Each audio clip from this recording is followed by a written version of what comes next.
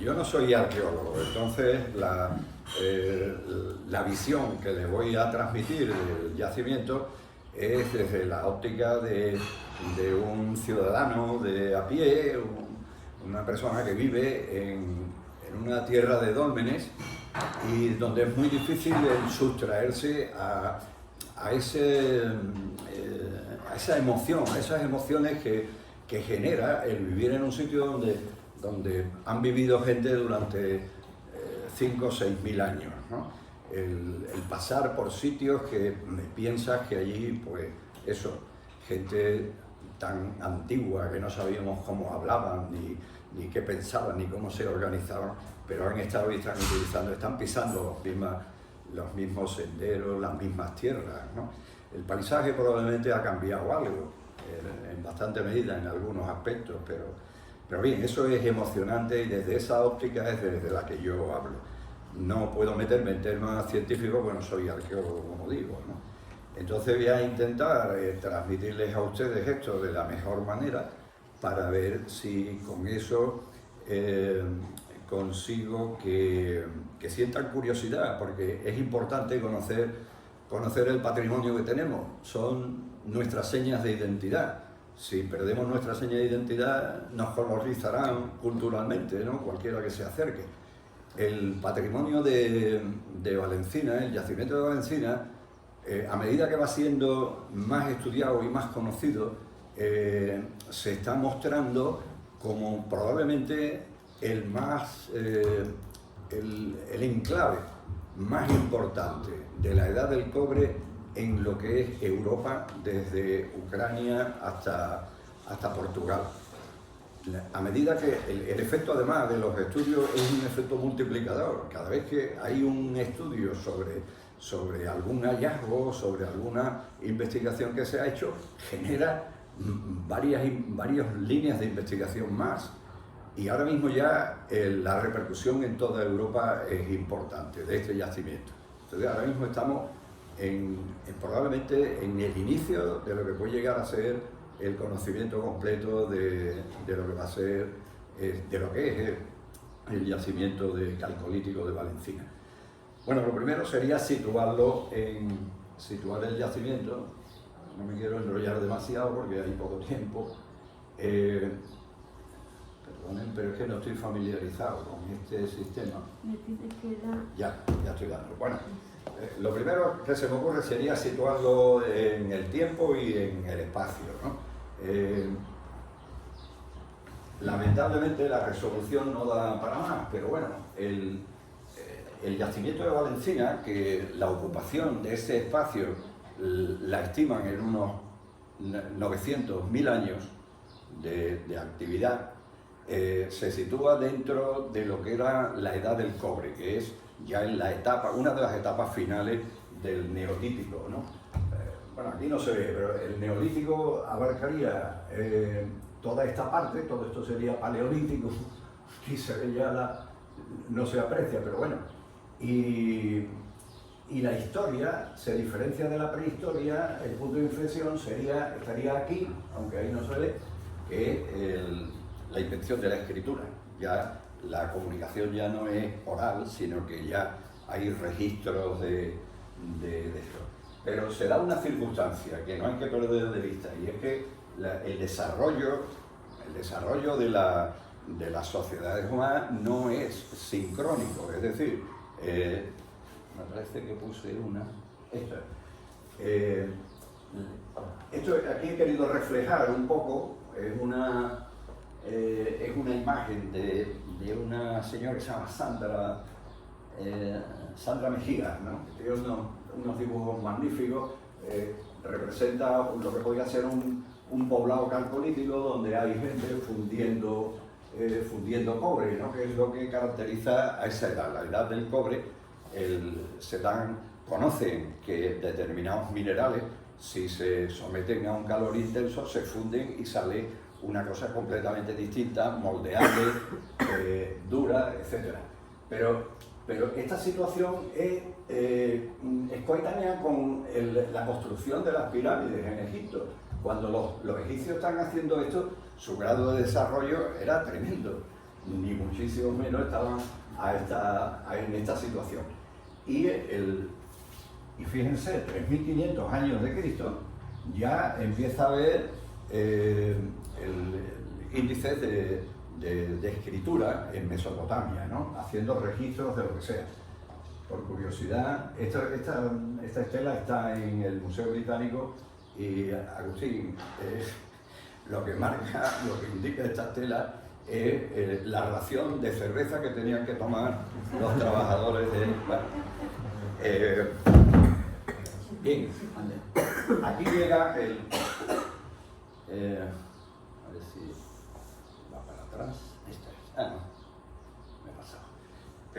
Entonces aquí es donde se vería un poco ese desplazamiento de esos grados de desarrollo que decía, ¿no? En Oriente Medio el calcolítico empieza aproximadamente, ¿no?, en el 4.400, 4.500 antes de nuestra era, y tiene una duración que esto sería el calcolítico en Europa, que como pueden ver pues empieza bastante más tarde y lógicamente también termina bastante más tarde, cuando ya en Oriente Medio, en Mesopotamia, Egipto, etcétera, pues ya se habían dado cuenta de que aleando estaño con cobre, pues salía bronce con unas características mejor como metal, ¿no?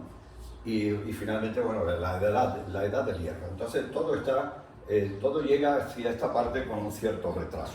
Para nada es lo que ocurre ahora mismo, donde todo es sincrónico, ¿no? Cualquier avance, cualquier hallazgo que haya en una universidad americana, pues se conoce en Japón de inmediato. Bien, eso es en el tiempo, en la situación. Bueno, pues lo que era el territorio, la desembocadura del Guadalquivir, hace 5.000 años, realmente la desembocadura estaba a la altura de Alcalá del Río. Todo lo demás era un seno, un golfo marino que profundizaba y llegaba hasta lo que ahora mismo pues sería la altura de San Ponce aproximadamente, o así, ¿no?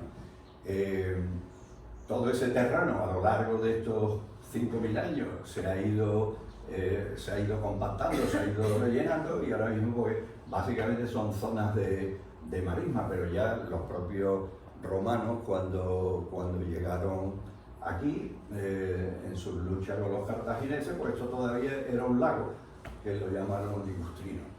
La situación de Valencina es aquí, entonces la orilla de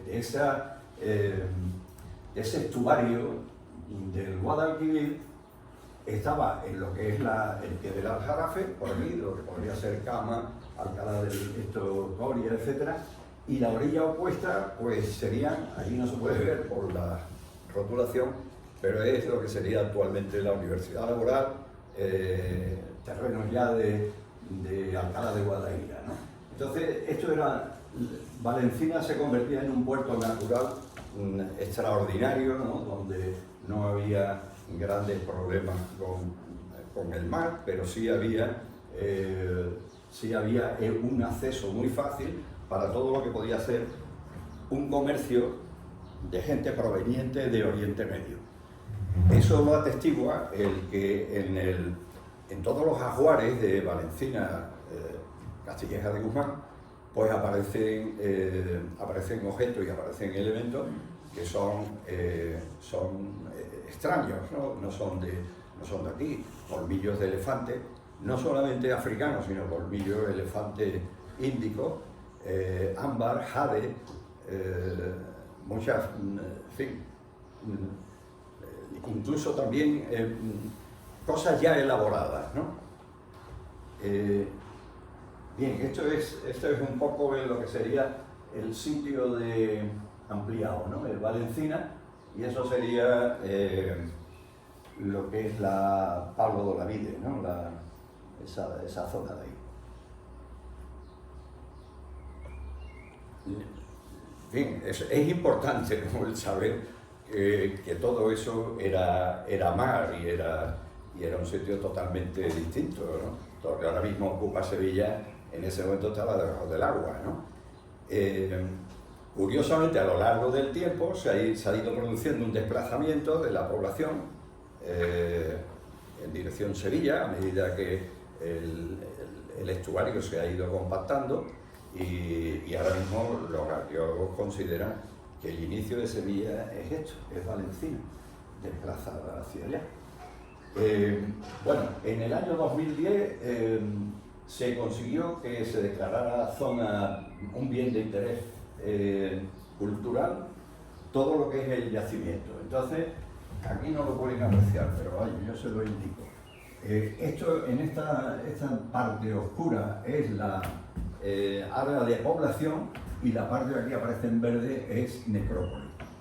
En esta parte en verde no han aparecido en ningún caso restos de poblado.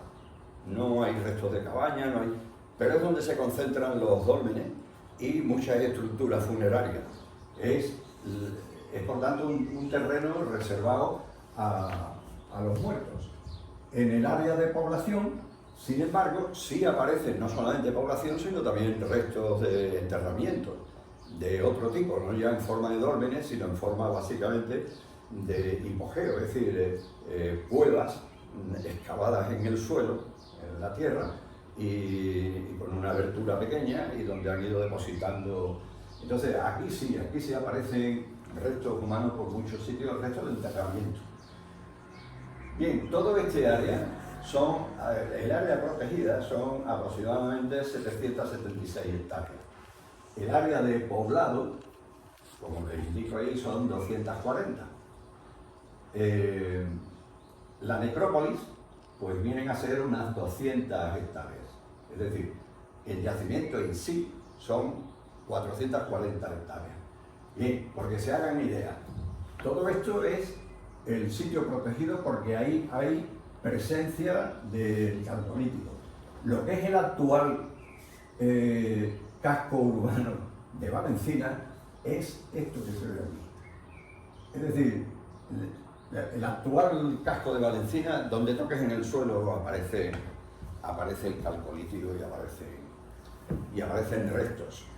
Afortunadamente ahora mismo están protegidos, pero de una manera muy imperfecta porque no existe un plan director que ponga límite a qué es lo que se puede hacer y qué es lo que no se puede hacer allí, ¿no? Entonces quedan al arbitrio de malas prácticas. Bueno, aquí no se ve para nada, pero ahí lo que hay reflejado son una serie de poblados. Verán, esto es importante. En Europa, los restos calcolíticos de poblados que se dan están siempre en el entorno de las 10 hectáreas. Muy excepcionalmente aparecen algunos de 60 hectáreas y ya muy pocos de 100 hectáreas. Valencina, esto sería uno de los grandes de 100 hectáreas. Valencina, comparativamente La Mancha es lo que representa, es decir, no existe en Europa un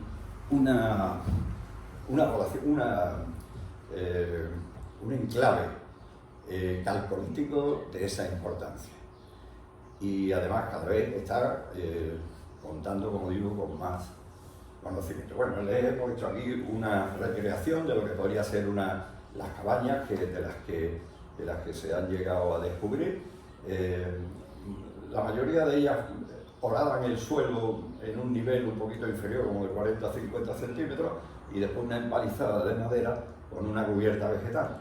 Los laterales, pues con barro y caña, en fin, elementos vegetales, conforman las paredes. Hace poco ha aparecido una cabaña que se había colapsado, esta que ven aquí abajo a la izquierda, donde estaba la pared completa con toda su estructura de vegetal y, en fin, en un estado bastante bueno de conservación. Afortunadamente, gentes de la Facultad de Bellas Artes de la especialidad de conservación han conseguido recuperar algunos de esos trozos para musealizarlo, ¿no? Cuando se hace una excavación, pues aparece, como se ve aquí. La verdad es que hay que descubrirse ante los arqueólogos, porque ven esto y simplemente esa mancha ya les está diciendo qué es lo que hay ahí, que puede ser un silo, que puede ser un fondo de cabaña. Para cualquiera de los profanos, eso nos parece sencillamente que la tierra está ahí un poquito más oscura y para de contar, ¿no? Es una dificultad, pero en fin, tenemos una buena escuela de arqueología. Esa de la derecha, bueno, la mayoría de las excavaciones que se hacen en Valencina son de lo que se llaman excavaciones de urgencia. Es decir, responden a que alguien quiera hacer una casa, modificar algo, lo que sea, y es obligado por la declaración de zona BIC que tiene que hacer un estudio arqueológico previo. ¿Pero qué ocurre con eso? Pues que ahora mismo en Valencina me parece que hay contabilizado como 135 excavaciones de urgencia a lo largo del tiempo. Y son puntos donde el arqueólogo ha hecho su estudio y realiza ya finalmente su informe y su análisis, pero no hay en ningún momento se ha producido no sé cómo decirlo, en fin, un estudio que integre todos esos informes y esas excavaciones previas, con lo cual pues son cosas totalmente aisladas y sin conexión.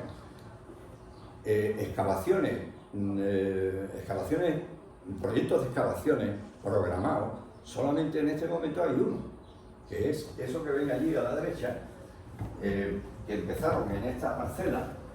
Eso es la carretera que va para Santi Ponce, y empezaron aquí a excavar de una universidad alemana junto con la Complutense, y entonces lo que han detectado es la existencia de una cosa que es una característica aquí, que son zanjas que llevan esta dirección por sondeos que se han hecho en distintos puntos.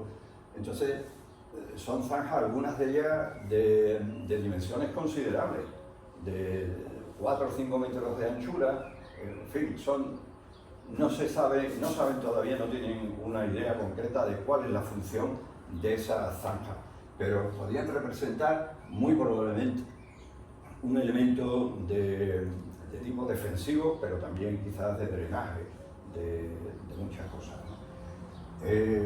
De momento no hay más, no han aportado más nada, pero ese tema de la zanja a los arqueólogos en Europa ahora mismo los tienen en vilo. Bueno, hablando de la vida cotidiana, pues nada, los molinos para grano con sus moletas aparecen continuamente, aunque estamos hablando ya de la metalurgia del cobre, pero todavía la industria lítica sigue presente ahí, es decir, lo que se podría hacer en cobre tendría que ser ya de un extremo de lujo, ¿no? Todavía los elementos, las herramientas talladas en piedra pues seguían lógicamente conviviendo. Y lógicamente también la cerámica, aunque la cerámica que nos llega está siempre muy deteriorada y muy escasa. Como actividades, industria, pues una muy importante, junto con la de la metalurgia, se está mostrando la del marfil y el ámbar. Lógicamente todo esto, el material, la materia prima es de importación, lo cual significa que había un intercambio ahí cultural grande con gente que venía de Oriente Medio, ¿no?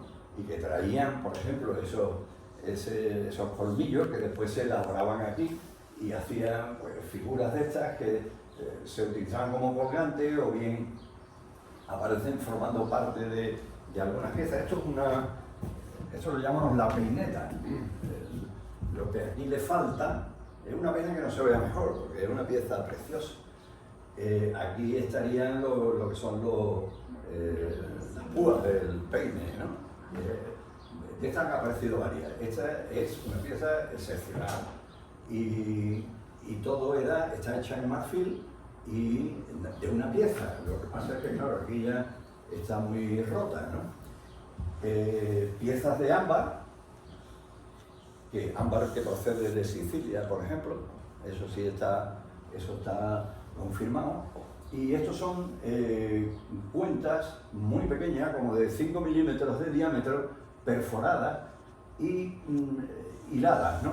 Entonces, uniendo hilos de estos, pues han hecho vestidos completos.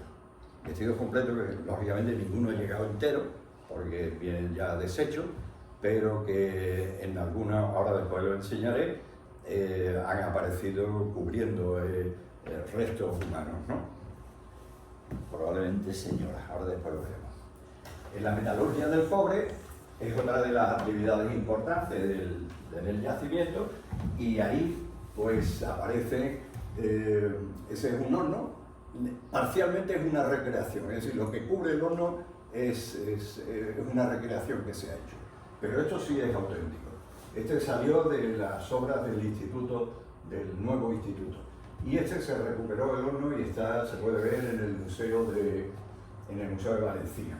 Estos son elementos para el trabajo de la fundición, que son toberas por las que se conducía aire a esas forjas, probablemente soplando con pellejos de animales, ¿no? Cobre nativo, que era abundante en toda la zona cercana de toda esa veta metalúrgica que va desde Alcoyar hasta Huelva, y que es lo que le daba una razón de ser a que aquí se desarrollara esa industria, ¿no? No se aprecia bien aquí, pero esto es mineral de cobre triturado. Utilizaban morteros para partir la piedra, moverla lo máximo posible y poderla fundir con más facilidad. ¿Qué es lo que salía de ahí? Pues salían puntas de jabalina o hachas, como es esta, donde se puede ver un molde hecho en piedra. Ahí necesitaría otra parte, probablemente, la otra mitad, digamos, de la pieza, pero bueno, por lo menos ha llegado ese molde, nos ha llegado. Pero claro, eran producciones muy escasas. Lo único que pasa es que la actividad durante un tiempo fue frenética, a tal extremo que en la Universidad de Huelva hicieron estudios, hicieron análisis en hielos muy bien, muchas gracias, en hielos de Groenlandia, donde han detectado, en fin, no sé en qué medida eso puede ser ya un hecho confirmado, pero lo que podrían ser humos, lluvia ácida procedente de los hornos se hizo un polígono industrial allí a la entrada, y en un área muy reducida se llegaron a encontrar 45 hornos, ¿no? Es decir, le llaman el barrio metalúrgico, le llaman los arqueólogos, porque la profusión de hornos era tremenda. Parece que era una industria muy potente. Bueno, hay un aspecto de todo esto que es el mundo religioso, la magia, y todo eso aparece en forma, por ejemplo, de idolillos tallados en hueso o marfil, estos siempre con formas antropomorfas, o los ídolos de pizarra, estos de placa, que lo mismo reflejan ahí unos ojos y figuras geométricas, ¿no? Todo esto parece que debería de tener una simbología mágica, religiosa, muy difícil de concretar, ¿no? Esta es una pieza de oro que salió en Montelirio, en el PP4, y aquí no se aprecia, pero aquí hay dos ojos muy parecidos a aquello. El mismo diseño aparece en esa pieza, y que parece que, bueno, que tenía también esa misma relación, ¿no? En el dolmen de Montelirio, que ha llegado prácticamente íntegro hasta nuestros días, se da el caso de un enterramiento masivo. Ahí había 20, los restos de 20 personas, 15 eran mujeres, las otras 5 no están totalmente determinados, y es donde aparecían, esto es una recreación de lo que era el traje ese que les decía aquí no se aprecia, ¿no? Pero es una recreación muy interesante, ¿no? Con los hilos de cuenta han ido haciendo un vestido, ¿no? Esta señora aparece pintada de rojo, utilizaban el óxido de cinabrio, que es un mineral del que se extrae el mercurio, que es absolutamente nocivo, ataca al sistema nervioso, y muy probablemente todas estas personas que se pintaban de rojo con el cinabrio, pues acababan con epilépticos, ¿no? Total. Lo cual relacionaba a esta gente con el mundo de lo mágico, ¿no? ¿Para qué hablar de una de las señoras de Montelirio que aparece con 6 dedos en un pie, ¿no? Eso tenía que ser ya un símbolo de magia total, ¿no? En fin, ese es un poco el mundo de lo mágico que también está presente aquí. Esa punta de flecha, que aparecieron muchas en el dolmen de Montelirio, que son extremadamente delicadas. Fíjense el tamaño que tienen aproximadamente esto. Están talladas en piedra, pero ¿cómo se puede tallar esto? Esas puntas, ¿cómo se pueden tallar? ¿Cómo se puede de esta forma sin que se rompa? El espesor de esa pieza puede ser como 5 milímetros, 6 milímetros. Es de una delicadeza que da miedo cogerla. En fin, pues esas son, evidentemente no son puntas de flecha para cazar bichos, son puntas de flecha que tienen un carácter ritual, ¿no? Y esa aparecía mucho. Bueno, ya hablo de los megalitos.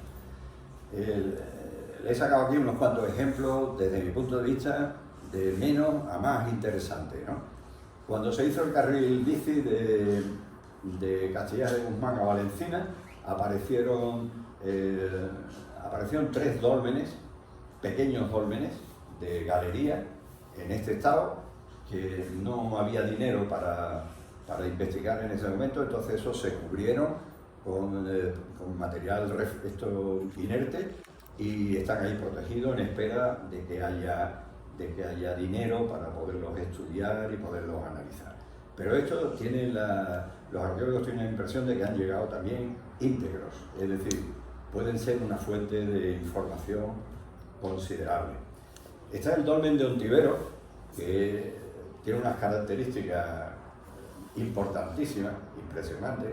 Está hecho con lajas de piedra verticales y después soportando otras lajas de cubierta. Está parcialmente hundido, pero está muy recuperable, pero no se ha excavado. Está debajo de un edificio, una casa, que está ahí en la rotonda de Valencina Guzmán, ¿no?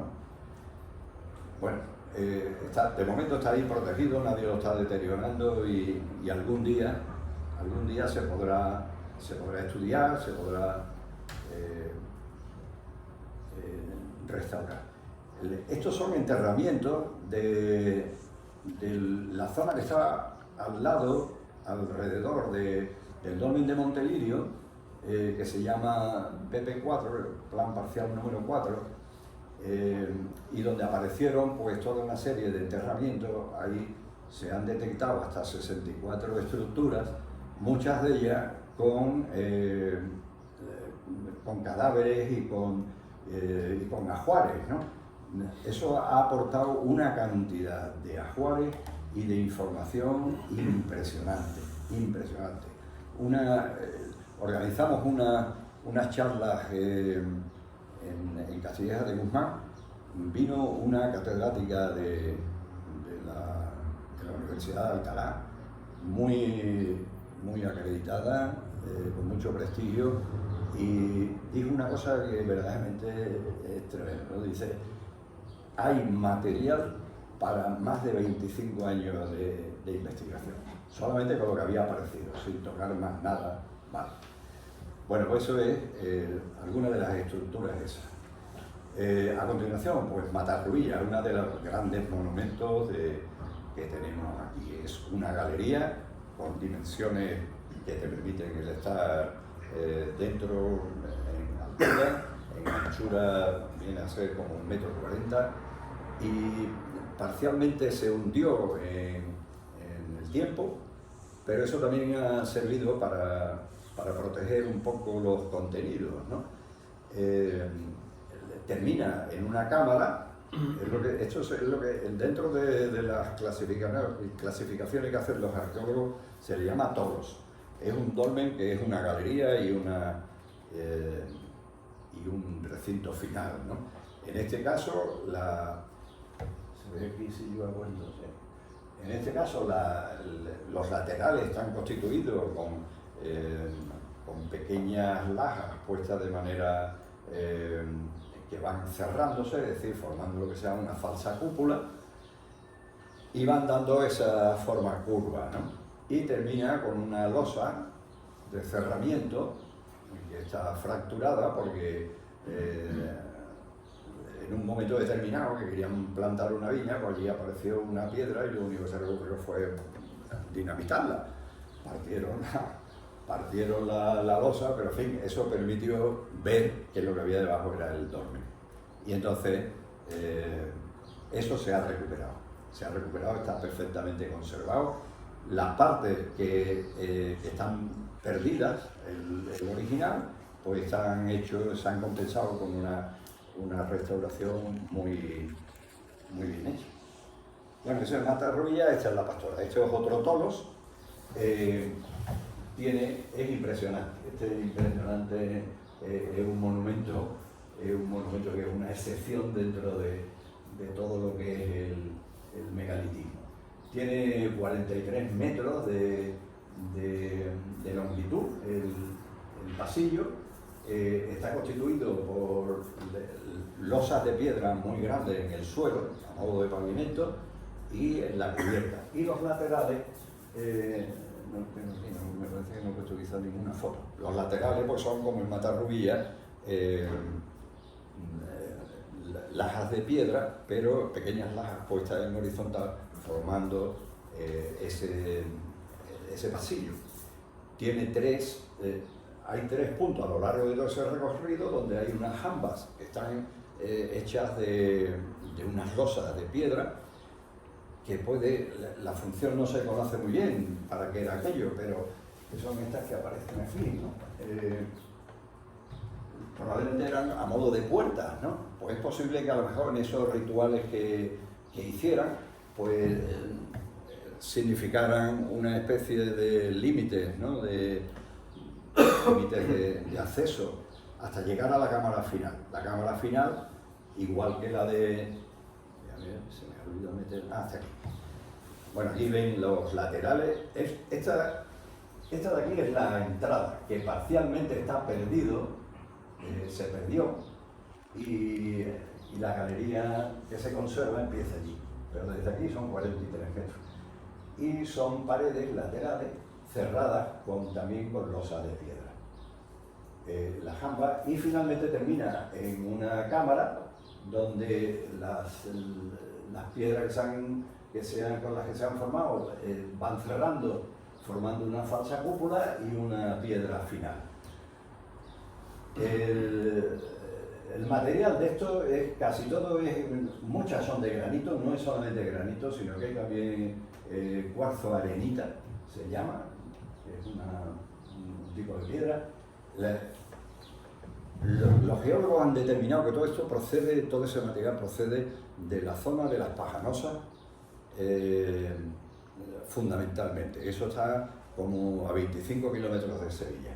Dense cuenta que para trasladar todo este tipo de piedras, etcétera, no podía hacer el trabajo de una familia o de un grupo de amiguetes, sino que aquello, lógicamente, implica que era una sociedad numerosa trabajando en la misma línea, ¿no? En el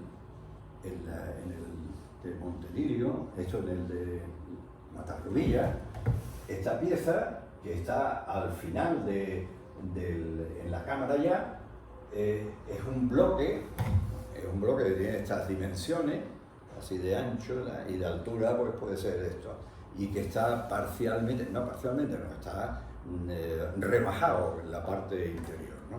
A modo de, digamos, un altar de sacrificios, ¿no? Esa piedra entró antes de terminar el dolmen.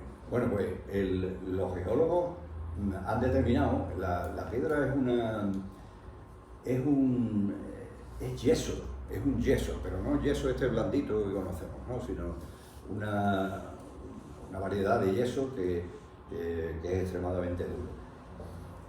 Está tallado, sin embargo, ¿no? Porque la forma que tiene es absolutamente perfecta. Bueno, pues el sitio más cercano donde se da ese material está, a ver, a la altura de lo que ahora sería Bellavista o así, ¿no? Y al otro lado del estuario. ¿Cómo han transportado eso? Bueno, es fantástico, es emocionante, ¿no? ¿Cómo podían hacer estas cosas, ¿no? Sí. Bueno, en muchos sitios, como estos que aparecen aquí, han aprovechado en piedras que tenían peculiaridades, ¿no? En este caso, esa, por ejemplo, que tiene esos huecos perfectamente circulares, que no son artificiales, son naturales, son producidos por animales que se llaman litófagos, que comen piedra, son animales marinos, que son muy conocidos, pero que han cogido esa losa, la han encontrado y entonces les ha parecido más bonito, ¿no? Más curioso el poner esa parte que el reverso, ¿no? El reverso. En Matarrubilla también hay algunas que son especialmente curiosas porque proceden de la parte de Coria del Río y las mareas han dejado una huella que después se ha fosilizado esas formas y parecen formas artificiales, ¿no? Bueno, pues eso lo han utilizado también aquí y se pueden ver allí muy bien, ¿no? No me quiero entretener demasiado porque me van a echar. Esto es Montelirio. Lo he dejado para el final. No es... La Pastora, desde el punto de vista arquitectónico, está muy por encima de lo que es Montelirio. La Pastora, como monumento arquitectónico, es excepcional. Y Montelirio, aunque sea del mismo tipo, pero tiene desde el punto de vista arquitectónico, pues tiene menos características. El pasillo, a pesar de que la galería es larga, porque son 30 y algo metros, pero las dimensiones son muy pequeñas, es decir, ahí se podría entrar pero gateando, ¿no? No hay forma ni mucho menos de entrar de pie como pasa en Matarrubilla o en Montelirio, esto en La Pastora, ¿no? ¿Qué es lo que tiene esto? Pues lo que tiene verdaderamente de interesante Montelirio es que nos ha llegado íntegro, nos ha llegado con todos sus ajuares y con lo que parece como si fuera una fotografía que detiene en el tiempo una escena, ¿no? Probablemente un ritual, ¿no? Porque la impresión que da es que aquello ha sido el enterramiento de un personaje rodeado de todo lo que podría ser, pues, o bien su familia, o bien toda la estructura social que en ese momento rodeara a un personaje importante. Muchos ajuares, muchos personajes. Hay una recreación que hicieron, bueno, tiene dos cámaras, curiosamente también, aunque todo se centraba en la cámara principal, que es la que está más allá, que no tiene cubrimiento ninguno, porque lo que sí se ha detectado es que debería haber sido construida con una estructura de empalizadas y después una cubierta como si fuera una cabaña, que después se ha recubierto de barro y finalmente se ha cubierto después todo el túmulo, ¿no? Como protección. Y esta es una recreación que hicieron de cómo ha llegado ese esa cámara a nosotros. Bueno, pues ahí ven a toda esa serie de personajes. Hay 20 personas, como digo, 15 son mujeres, las otras 5 todavía no han sido detectados. Esto que aparece aquí es como una especie de altar en el que se hacen ofrendas, y hay ofrendas en forma de pequeñas figuritas en barro cocido y cubiertas de cinabrio. El cinabrio aquí aparece por todos sitios, ¿no? Los trajes hechos con esas cuentas, elementos de otro tipo, como pueden ser tejido o piel, cuero, etcétera, eso se deshace, eso no llega, pero lo que sí ha llegado pues son muchos restos de ornamentos de oro, colgantes hechos en marfil, eso que aparecían de la peineta, pequeñas figuritas votivas, puntas de flecha, muchísimas puntas de flecha, y todo eso ha llegado tal cual. Entonces, eso es lo que hace que este dolmen, de por sí muy interesante desde el punto de vista arquitectónico, pero sea excepcional, ¿no? Y ahí es donde hay, como decía esta señora, material para muchísimos años de estudio, y además está atrayendo la atención de todo el mundo científico europeo, ¿no? Ahí aparecieron cosas como esta, ¿no? La placa esa de oro. Estos son las cuentas, no sé si lo ven ahí muy bien, con restos de costillas de la persona que en ese momento lo llevara, y rodeado de miles y miles de esas pequeñas cuentas. Puntas de flecha aparecieron también, son puntas de flecha rituales, votivas, y elementos de ámbar, muchos, a modo simplemente de ofrenda, o en fin. Este dolmen, en ese sentido, pues ha sido algo excepcional, ¿no? Ahí aparecieron figuritas de estas, como ven aquí, representaciones de cerditos, de bellotas, de pájaros, elementos de oro, restos que muy deteriorados ya, pero que han formado parte de un elemento decorativo, ¿no? La peineta que antes les enseñé, pero aquí se ve reconstruida, como podría haber estado originalmente, y bueno, y esta otra pieza de oro donde se ve bien eso que les decía antes de un ojo, ¿no? Un óculo. Esto es lo que hace excepcional a este dolmen, ¿no? Esta pieza, que es un cuchillo de cristal de roca, he puesto aquí esta fotografía porque vean aproximadamente las dimensiones que tiene, ¿no?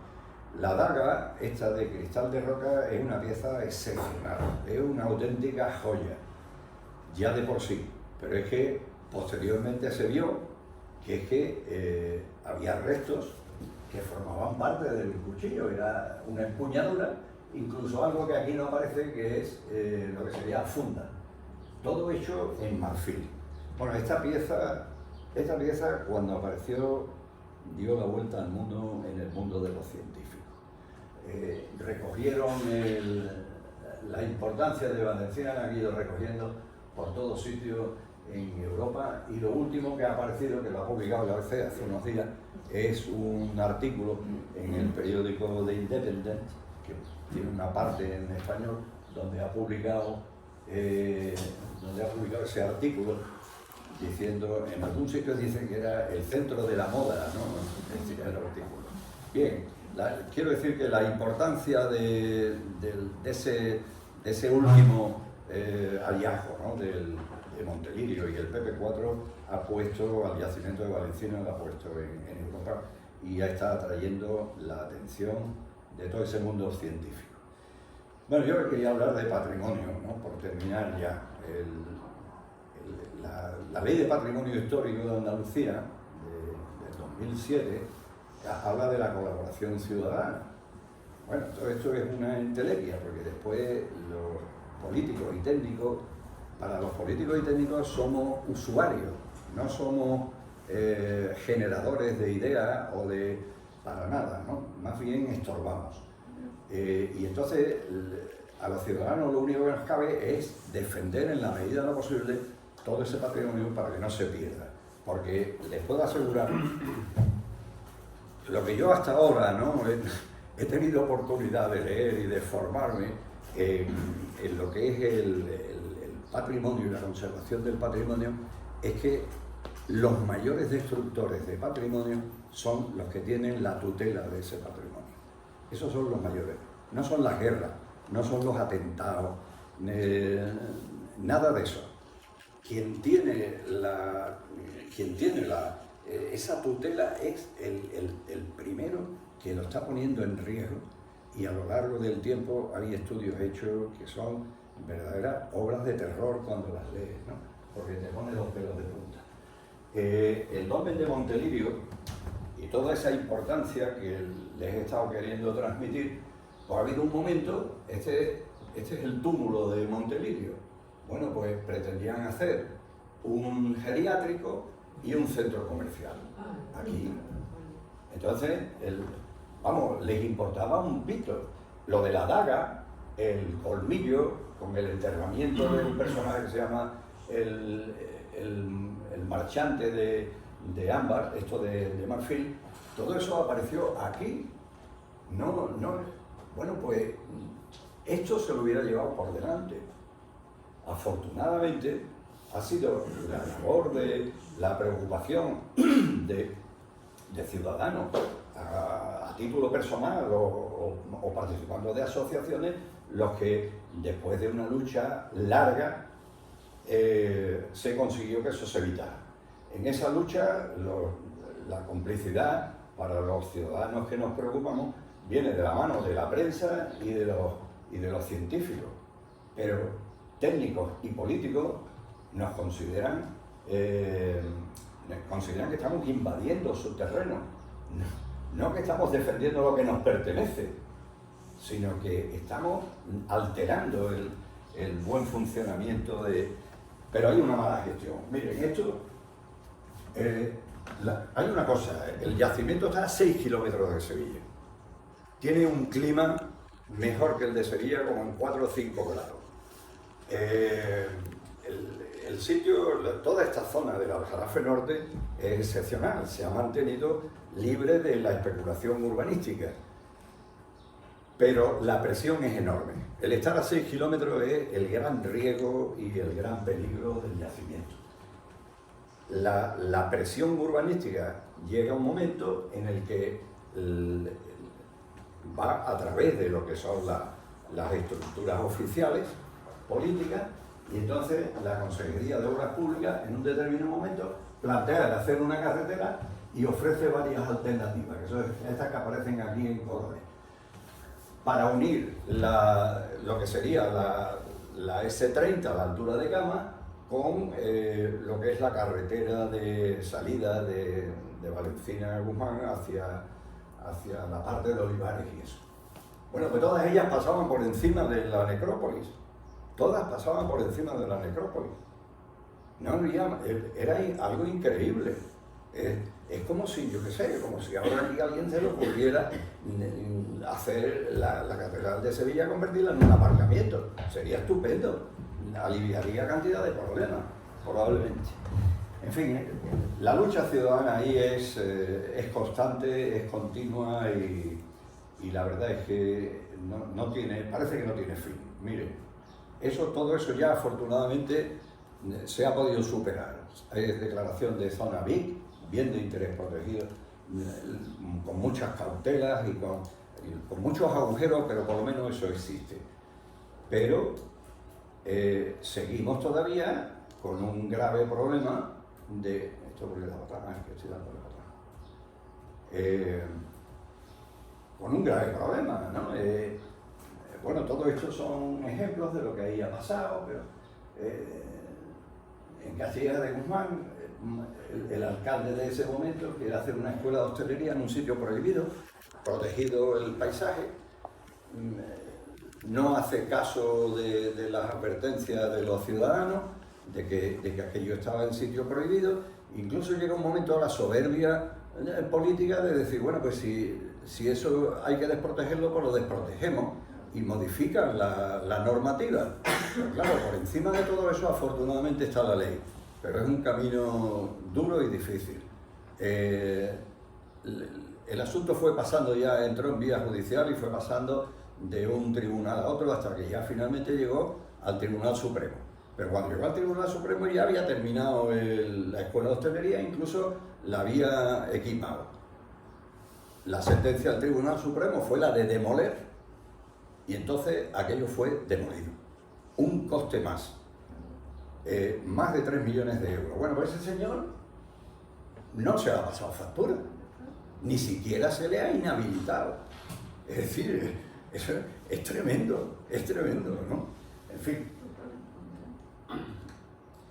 Bueno, en este momento otro ataque más, ¿no? Tenemos ese área de que antes les hablaba de necrópolis.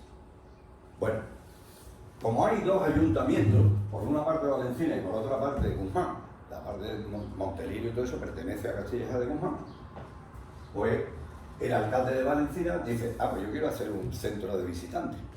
Quiero hacer un centro de visitantes, lo planteó hace ya como 10 años, se lo denegaron,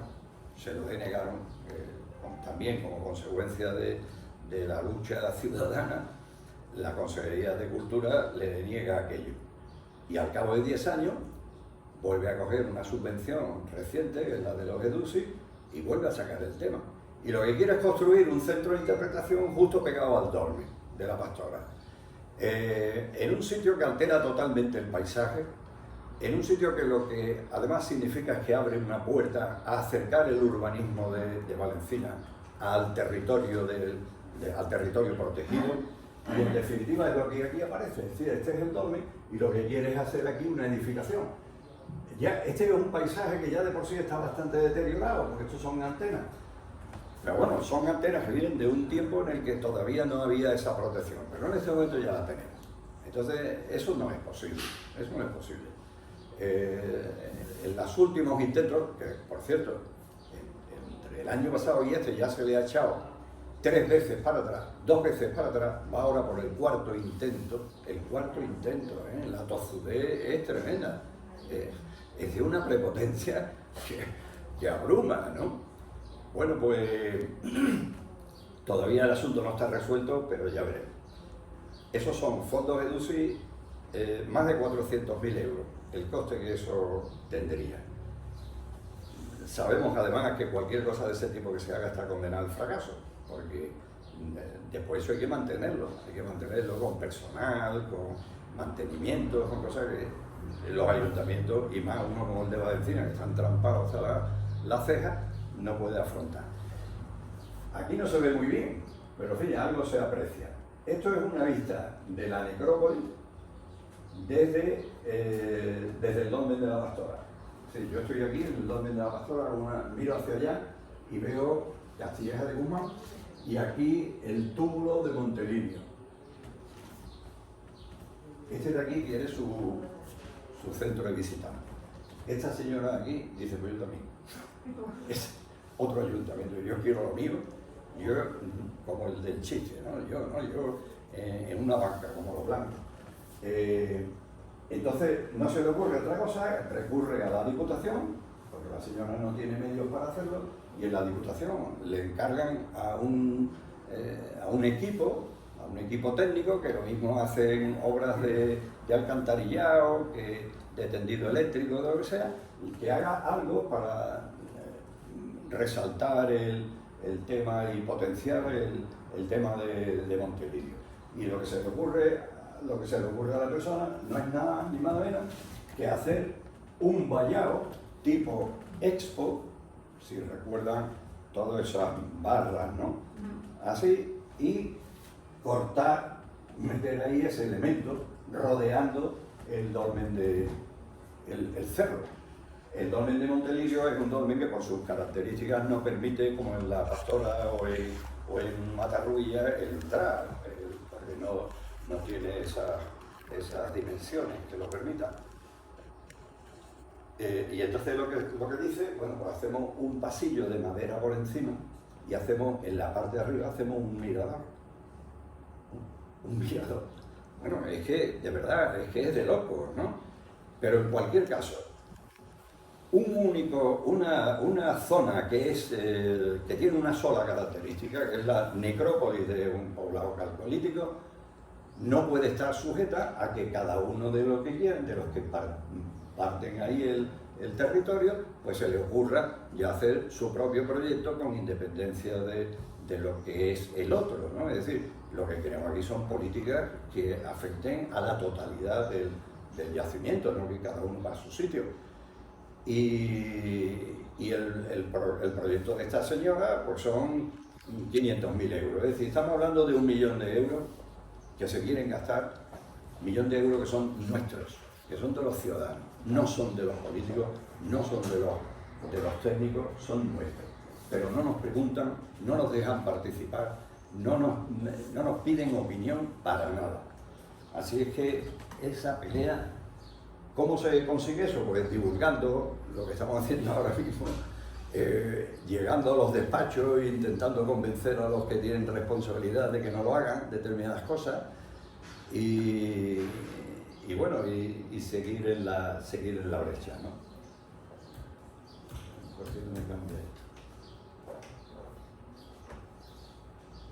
Bueno, pues esto se me ha bloqueado. Ahora. Bueno, hace muchos años, cuando lo de las carreteras y lo de Montelirio y todo eso, los arqueólogos organizan unos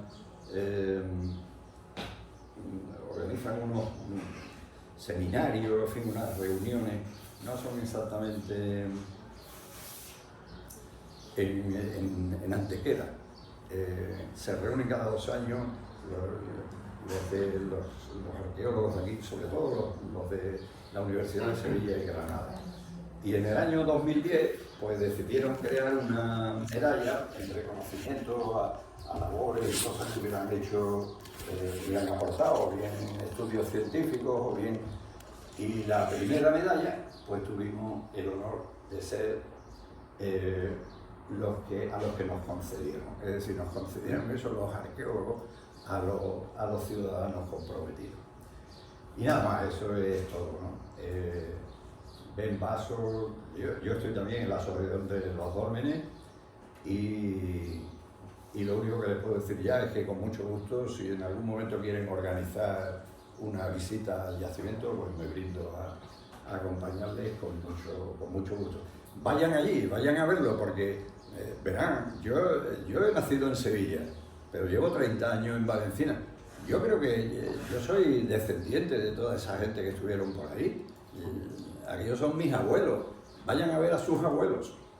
Vayan a verlos. Visiten Valencina, miren dónde descansan. Porque cuando yo era chico en Sevilla era muy frecuente oír decir, esto lo hicieron los romanos, esto de los árabes. ¡Qué puñeta! Lo hicieron los españoles que hablaban latín, o los españoles que en ese momento hablaban o adoraban a Alá en las mezquitas, pero seguimos siendo los mismos. De hecho, nosotros no hemos venido aquí de una manera extraña, ¿no? En fin, eso es nuestro, ahí están los nuestros, no eran gente extraña, eran los que hace muchísimos años, 5.000 años, nos precedieron. Y somos descendientes suyos. Y tenemos que respetarlo y tenemos que honrarlo y defender el sitio en el que están y todo lo que era su espacio, así que, y su memoria. Así que vayan por Valencina y visiten a sus abuelos. Y nada, muchas gracias por...